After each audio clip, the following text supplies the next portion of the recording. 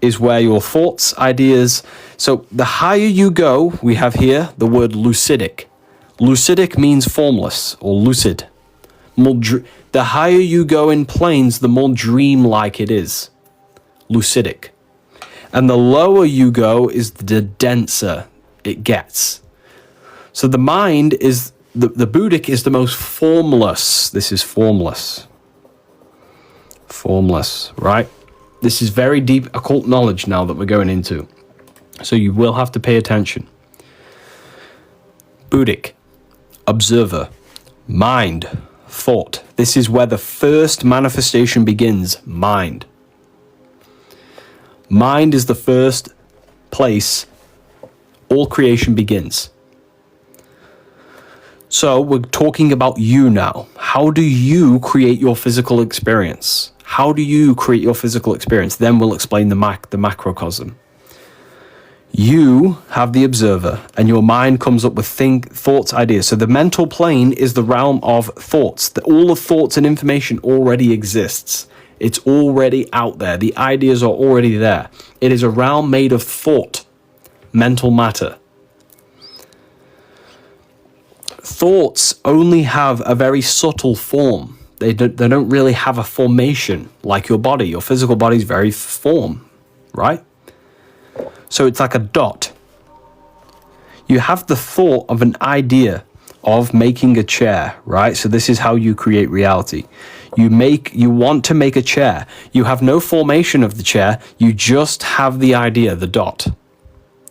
That dot then descends through the vehicles of consciousness to end up in the physical. It descends then into the astral vehicle. The astral vehicle is where this dot turns into an imagination.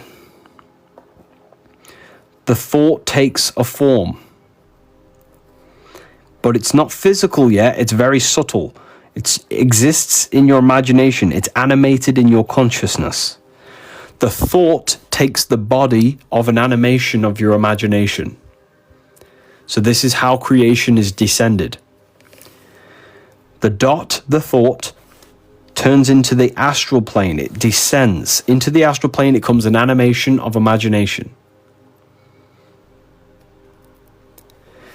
Then, once you imagine it, you have a desire, an emotion towards it, which is the lower astral. This is the lower astral plane now.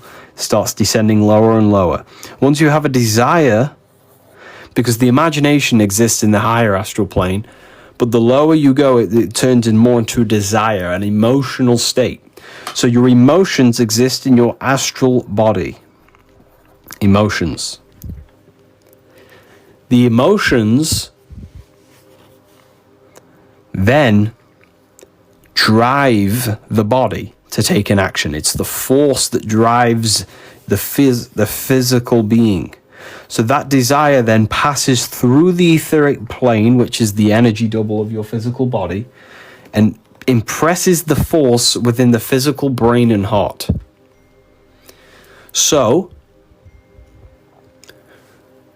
the physical body now then takes action to make this imagination and desire a physical reality.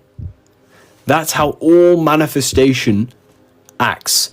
So desire is the realm of the astral plane, and this is what the Buddhic tradition calls karma, or karma loka. I don't know if I spelled that right. Karma loka. They call the astral plane karma. Why? Because when the physical body no longer exists, your observer goes into the astral vehicle. Your observer is no longer observing this simulation produced by the nervous system. So once this vehicle is no longer existing, the observer can only exist the astral body, can only perceive the astral body. And this is where you pay your karma. Because why?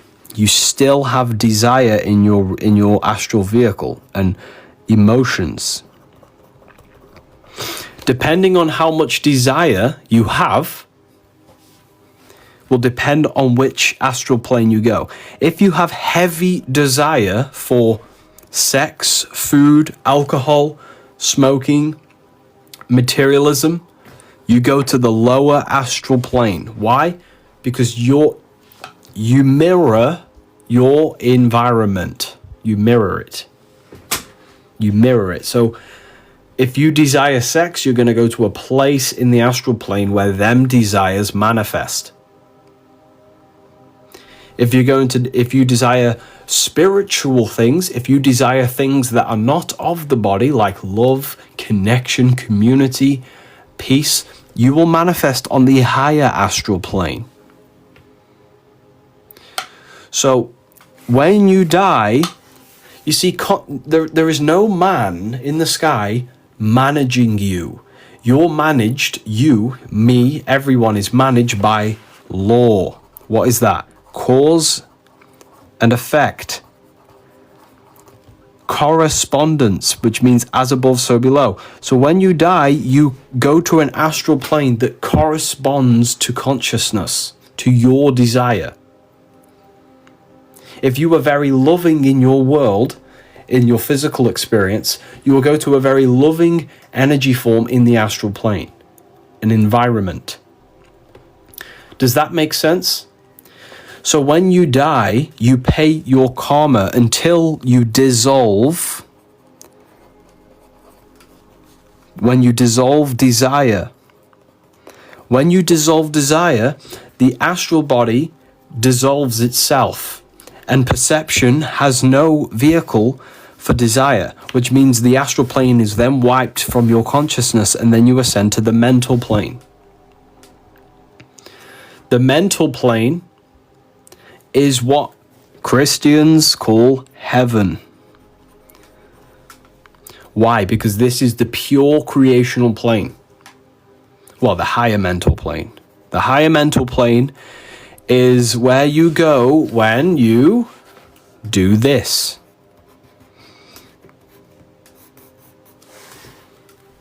So when you do this, that's where you go. And what do you meet? You meet interdimensional beings.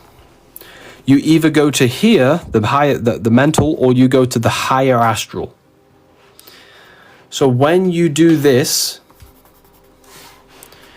you'll be shot out of your physical vehicle and ascend to a higher astral or mental plane, depending on your consciousness. And what happens? Has anyone here ever done that? You meet beings, and what does everyone say? You meet beings who communicate to you, but not with words. They don't speak with words. They communicate with thought. They communicate to you. You instantly know what they're talking about, but they're not saying anything. You see how consciousness can ascend? This is what truly means to ascend consciousness. Right now, us, you, me, are all operating mainly on the physical senses in the physical plane. But we can ascend consciousness to operate in different dimensions. The Emerald Tablets of Thoth talks about this. So when you do this, you go to these. The entities inside the mental and the higher astral plane, and they communicate to you telepathically. They tell you things about yourself. Why? Because they can read your shadow. They can read your energy form. Their consciousness is very, very advanced. They were once human. They were once human. But they have transcended. Consciousness can only go to a place where it can understand and perceive. If the reason you can't stay in this plane for very long is because our it's so far, our minds can't even comprehend that level of that understanding and level of consciousness.